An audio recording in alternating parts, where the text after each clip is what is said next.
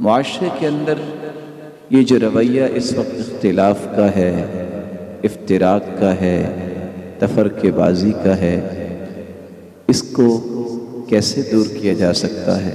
نہ یہ لڑائی سے دور ہوگا، نہ یہ گالی گلوچ سے ہوگا، نہ اختلاف سے ہوگا، یہ بھی قرآن و سنت کی روشنی میں سمجھنے سے ہوگا۔ اب دیکھیے، آپ کے علم میں ہے کہ رسول اللہ صلی اللہ علیہ وسلم 10 ہجری کو اللہ کے پاس چلے گئے۔ امام ابو حنیفہ رحمۃ اللہ علیہ یہ 80 ہجری کو پیدا ہوئے ہیں اور 150 ہجری کو یہ اللہ کے پاس چلے گئے۔ امام مالک رحمۃ اللہ علیہ یہ 93 کو پیدا ہوئے ہیں اور 179 کو یہ بھی اللہ کے پاس چلے گئے۔ امام شافعی رحمۃ اللہ علیہ یہ 150 کو پیدا ہوئے ہیں اور 204 کو یہ اللہ کے پاس چلے گئے۔ امام احمد بن حنبل رحمۃ اللہ علیہ یہ 163 کو پیدا ہوئے ہیں اور 241 کو یہ اللہ کے پاس چلے گئے۔ میں بتانا یہ چاہتا ہوں، یہ اللہ تعالیٰ کا فیصلہ ہے کہ جب بھی انسان پیدا ہوتا ہے اس کی میچورٹی تک کچھ وقت لگتا ہے۔ اگر 80 ہجری کو امام ابو حنیفہ رحمۃ اللہ علیہ پیدا ہوئے ہیں تو بلا شبہ کو 20 سال میں ان کے علم کے اور ان کی دانش اور ان کی عقل بندی کے جاننے والے وہ لوگ، ان کی پیروکار جو ہیں، ان کو حنفی کہا جانے لگا۔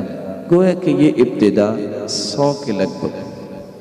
اگر امام مالک 93 کو پیدا ہوئے ہیں تو 20 سال کا آپ اضافہ کر لیجئے۔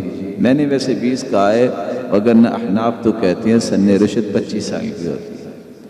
تو 93 کو پیدا ہوئے تو 113 تک مالکی دنیا میں سامنے آئے۔ جو فالورز تھے امام مالک کے، ان کو مالکی کہا جانے لگا۔ امام شافعی اگر 150 کو پیدا ہوئے ہیں تو 170 تک فالورز کو شافعی کہا جانے لگا۔ امام احمد بن حنبل رحمۃ اللہ علیہ 163 کو پیدا ہوئے ہیں تو 183 تک ان کے فالورز کو حنبلی کہا جانے لگا۔ صرف 3 سوال ذہن میں لائیے کہ اللہ کے رسول صلی اللہ علیہ وسلم کے دنیا سے رخصت ہو جانے کے بعد 80 ہجری کو تو امام ابو حنیفہ رحمۃ اللہ علیہ پیدا ہوئے ہیں۔ یہ اللہ کے رسول صلی اللہ علیہ وسلم کی زندگی میں اور آپ کی زندگی کے بعد صحابہ کے دور میں اور 80 ہجری تک لوگ کون تھے؟ حنفی تھے۔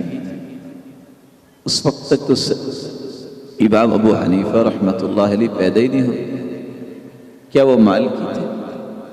اس وقت تک تو امام مالک رحمۃ اللہ علیہ پیدا ہی نہیں ہوئے، وہ تو 93 کو پیدا ہوئے۔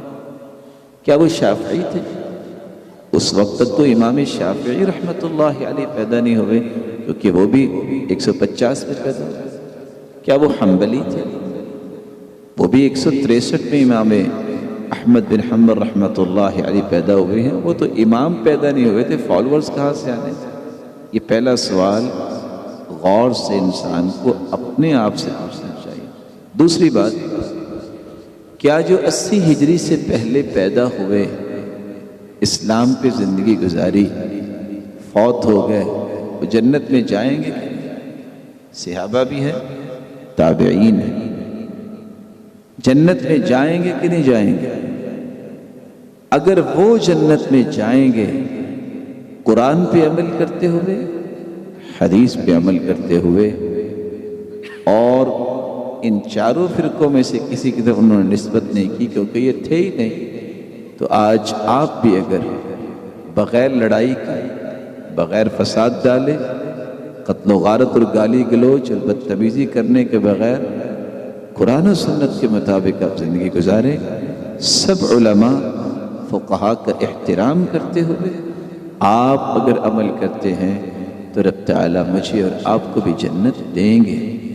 لیکن اگر اللہ نہ کرے کوئی یہ بات کہہ دے کہ چونکہ ان کا تو کسی مذہب کی طرف، کسی مسلک کی طرف نسبت نہیں تھی، وہ جنت میں نہیں جائیں گے، تو میرے بھائی اگر صحابہ اور تابعین جنت میں نہیں جائیں گے تو پھر کون جائے گا؟ اس لیے ہمیشہ اس بات کو ذہن میں رکھیے کہ یہ تفرقے لوگوں کے بنائے ہوئے ہیں۔ علماء امت، فقہائے اعظام، ان کا ایسا کوئی معاملہ نہیں تھا۔ آپ سوچ سکتے ہیں کہ امام مالک کیا کہتے ہیں کہ میری بات جب حدیث کے مخالف ہو تو دیوار پہ مار دو۔ امام ابو حنیفہ اور امام احمد بن حنبل، امام شافعی رحمۃ اللہ علیہ کیا کہتے ہیں کہ جو بھی صحیح حدیث ہوگی میرا مذہب ہو۔ اور امام احمد بن حنبل کیا فرماتے ہیں رحمۃ اللہ علیہ کہ جب میری بات حدیث کے مخالف ہو تو جان لو ان عقلی قد ذہب، کہ میری عقل ہی چلی گئی۔ اس لیے اللہ تعالیٰ سے دعا کیجیے اللہ امت کو لڑائیوں سے بچائے، فساد سے بچائے، محبت کے ساتھ، احترام کے ساتھ، خالص کتاب و سنت کی روشنی میں زندگی گزارنے